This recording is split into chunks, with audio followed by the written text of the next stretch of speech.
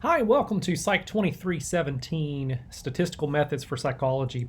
This is Lecture 5. Our learning goal for today is to learn how to answer research questions by translating those questions to statistical questions. Now, so far this semester, we have been building tools to answer statistical questions, particularly through the notion of probability. We're going to see how to apply those tools today to answer questions that we might be interested in answering. So the guiding example for today is going to be the following. Let's suppose that we are interested in testing a treatment that has been proposed to increase intelligence. And by intelligence, I mean this quantity that we can measure with an IQ test. Now, we have a sample of n equals 25 people that are given this treatment, and we observe that the average IQ for the sample is x bar equals 107. So the question that we want to answer, the research question, if you will, is did the treatment work? How would we answer such a question? Well, as I mentioned earlier, we can answer this by translating this research question into a statistical question. And if we do that, then we can use the tools that we have already developed. So let's start turning this into a statistical question. Let's let mu equal the mean of the population who receives the treatment. And so if we set the question up this way, then we can ask, instead of saying, does the treatment work? We can ask something very specific. We can say, is mu bigger than 100, which is the average IQ for the general population? I think it stands to reason that if the treatment works, then this quantity mu, this mean of the population who receives the treatment, which of course that we can't observe, right? We take a sample from that population. Is that mu bigger than 100? How would we answer this question? Well, it turns out, as you're going to see today, there are two different ways that we're going to approach this question. The two methods are this. First, we're going to learn how to estimate mu, right? Mu is something that we can't see. We're going to learn how to estimate it from the thing we can see, the sample mean. And then the other method that we're going to learn is we're going to learn how to test competing hypotheses about mu. So roughly speaking, we're going to learn the process of estimation first, and then we're going to learn the process of hypothesis testing. Okay, so let's get into estimation. This is this first method. Now to do this, we need to recall some things from Lecture 4. So that lecture is linked in the description below. Please take a look at that if you don't remember what it is that we're about to say. From Lecture 4, we know that 95% of the sample means are within almost 2 standard deviations of the population mean. What exactly do I mean by this? Well, let's draw a picture. So remember, when we have a population and we pull samples of a given size, we can form the distribution of those sample means.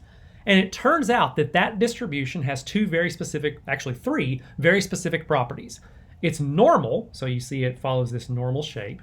It's centered at mu, which is the mean of the population from which you are sampling. And its standard deviation, this distance right here, is actually found by taking sigma, the standard deviation of the population itself, and dividing by the square root of n. We call this the standard error. And this distribution of sample means then has this property. And as we also found out, about 95% of that distribution is within 2 standard deviations of the mean. Well, I'm sort of lying to you here. It's not exactly 2 standard deviations. It actually turns out to be 1.96 standard deviations. So if we were to go out here to mu plus 1.96 times that standard error, and over here to mu minus 1.96 times the standard error, then that interval, put my little highlighter back on, that interval from left to right would contain 95% of the sample means. Okay, so that's a nice little fact that we can remember from our discussion on distributions of sample means. So what? Well, what this means is that mathematically there is a 95% probability that any given sample mean is going to be between these two numbers, mu minus 1.96 times the standard error and mu plus 1.96 times the standard error. So let's translate that to something mathematical. So all we're saying here is that x bar is between this number and this number. Now I'm going to do a little bit of algebra and rearrange some things. That's all I'm doing here. Oops. A little algebra converts that statement to this statement. Now this is interesting because if you take a look at this statement, this says that mu, the thing that I can't actually observe, seems to be between this point, x bar minus 1.96 times the standard error, and this point, x bar plus 1.96 times the standard error. And so what we get here with a little bit of algebra and this notion of sampling distributions is the following definition that we're going to take from this point forward. The definition is this. We're going to call this a 95% confidence interval for mu. And it is an interval that is given by this formula. The left endpoint is when we take the sample mean, x bar, and subtract 1.96 times the standard error. And the right endpoint, we're going to take the sample mean plus 1.96 times sigma over the square root of n. So this is a 95% confidence interval. Now we're actually going to compute a 95% confidence interval here in just a second. I want to talk about what this is not. When you construct this interval, this is not an interval that contains the population mean with 95% probability. Okay? That is just not what it is. It's sort of backwards from that, and it's really hard to explain. There's a lot of debate about, it's not really debate, it's debate about what exactly it means and how to understand it. But just know that we're not saying that there's a 95% probability that mu is in this interval. What we can say is, we can use this word confident. We can say that this interval contains mu with 95% confidence. Strictly speaking, it's not probability. But I'm going to stop there. I'm not going to get any more into the weeds with that discussion. Okay. So how do we use this? That's what I really want to focus on right now. Well, let's go back to our example. So recall that our treatment sample, they had this intelligence treatment, if you will, it had a mean of x bar equals 107. So that was our observed sample mean. So we're going to use that to compute a 95% confidence interval, which we often will call CI, for mu. Our goal is to estimate what is mu if the sample mean is this. Well, this formula, actually it's two formulas that give us the endpoints of an interval, would look just like this. But first of all, we need to remember something. We need to remember that for distributions of IQ scores, we know the standard deviation. We know the standard deviation is 15. Okay? So we've talked about that before, and that's kind of a well-known quantity. So we do need to know that. Now let's actually work out the confidence interval. So the 95% confidence interval, we'll just start with its definition. It's this interval where the left endpoint is x bar minus 1.96 times sigma over root n, and the right interval is x bar plus 1.96 times sigma over root n. Let's just plug in some numbers. We know every number it is we need to compute this interval. So we plug in the sample mean of 107, and then we'll say minus 1.96 times sigma, which is 15, divided by square root of n, which is square root of 25. And then we'll do the same thing over here on the right. Except on the right, we'll write plus. Let's work out what those numbers are. So if we compute 1.96 times 15 divided by 5, that turns out to be 5.88. We actually give that thing a specific name. We call this the, I'll circle it right here. I'll put it in red. This little number 5.88 we call the margin of error. Okay. So if we subtract 5.88 and we add 5.88, then we get the interval 101.12 up to 112.88. This is our 95% confidence interval. So what do we do with it?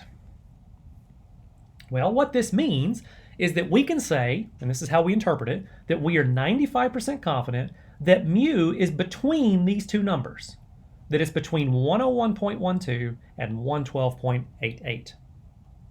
Now, how does that help us answer our question? Well, our question was, is mu bigger than 100? Is this treatment population mean bigger than the standard mean you would expect from an IQ score? Well, since our estimate for mu is greater than 100, this entire interval is bigger than 100, then we conclude that our treatment worked. So by estimating mu, we form a confidence interval, and we then answer our question based on that confidence interval. Okay. Now, I'll ask you for instance, what would have happened if the left endpoint were, say, 90? All right, so the interval was, say, 90 up to 112. Well, then we would be 95% confident that mu is between 90 and 112. Well, 100 is in the middle of that interval somewhere. And so that doesn't give us any more information about mu being bigger than 100. It could easily be less than 100 or even equal to 100. So in that case, we would not be able to answer in the affirmative that the treatment worked. So this is one way to approach a question such as the one we've asked. Did the treatment work? There is another way where there are some similarities, but structurally it is quite different. The second method is hypothesis testing. So what's all of that about? Well, the way this works is we define two competing hypotheses about mu. Okay, let me be very, very clear here. These hypotheses are about mu. Okay. So the first hypothesis is this one that I've written in this way. This is an H0, okay? And this hypothesis is that mu equals 100. This hypothesis has a special name. It is called the null hypothesis. It's called the null hypothesis because essentially it is a hypothesis that there is no treatment effect. Okay? If mu is the mean of the treatment population, then if that mean is 100, that means there's no difference between the original population and the treatment population. So this null hypothesis is denoted this way. H0 is the common notation for a null hypothesis. Now, I said we're going to define two hypotheses. What is the other one? The other one I'm going to denote H1. Okay? That hypothesis is mu is bigger than 100. It's the alternative, if you will, to there being no effect. If there is a treatment effect, in this case, we would say that mu was bigger than 100, that treatment mean actually increased. As I said, this is called the alternative hypothesis, and it is a hypothesis of having a positive treatment effect. Now, not all alternative hypotheses are written this way. It could say mu is not equal to 100. It could say mu is less than 100. But in this case, this alternative has a specific direction to it. And so we just write it down. So what do we do with these? Well, what we do is we use the tools of probability that we learned in lectures 3 and 4. But first, before we use any of those tools, we're going to make a critical assumption that underlies everything that we're doing. We're going to assume that the null is true. Okay, we're going to start by saying, let's suppose that H0 is true. So what does that mean? Well, that means that mu is 100, because the null hypothesis is mu equals 100. Why might we do that? Well, we're going to need it in just a moment. So we're going to assume that the null is true, and we're going to ask the following question. We're going to ask, what is the probability of observing our sample mean of x bar equals 107, or more extreme, if the null is true? I'm going to highlight this entire question because every hypothesis testing question for now and for a while in this course is going to look just like this. we're always, always, always going to be asking a question similar to this. What is the probability of observing our sample mean or more extreme if the null is true? This is a conditional probability. If the null is true, what is this probability? Well, how do we answer that? Well, as I said, we're turning a research question about some treatment into a statistical question. This looks just like the questions that we have addressed the last couple of weeks. What is the probability of this? So let's answer that question. So basically what we're wanting to do mathematically is find this probability. Well, this looks just like what we did in our last lecture. First thing we're going to do is we're going to convert that raw sample mean, if you will, into a z-score. Now this is a sample mean, so the z-score is based on the distribution of sample means. So the z-score will be x bar minus mu divided by the standard error. So if we plug in what we know, we've got a sample mean of 107. What is mu? Well, mu is 100 because we're assuming that the null is true. Right? Before, when we were doing estimation just a few minutes ago, we didn't know what mu was and we were trying to estimate it. Here, we're making an assumption that gives us a value for mu, so we can use it. Okay? And then we'll also plug in what else we know. We know sigma is 15, just based on the fact that these are IQ scores, and we know the sample size is 25. So we work this out, find the z-score, do all the things, right? So this difference is 7 divided by a standard error of 15 over 5, which is 3. And 7 over 3 is a z-score of 2.33. So we've translated this probability of getting a sample mean or more extreme, right, greater than or equal to 107, into a probability about a z-score. And we know how to compute those, right? We can go to our calculator that I need to reload. We can use any sort of probability calculator. This is the one that we've been using this semester. Okay. And we want to put in that z-score of positive 2.33. Okay. And we can see that the probability of getting that z-score or bigger is 0.0099. So let's write down that answer.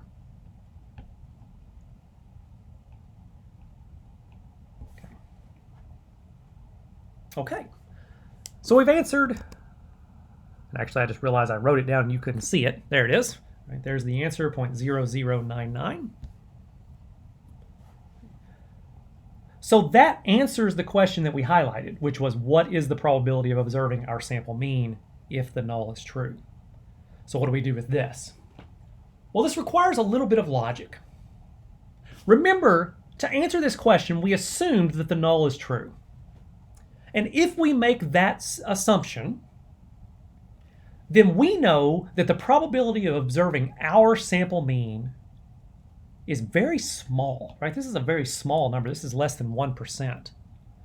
So what we're saying essentially here is that our data is rare under the null hypothesis, right? If the null is true, our data wouldn't happen very often at all. Our data is rare under such a hypothesis. In that case, then we might say, let's reject H0 as being anything short of plausible.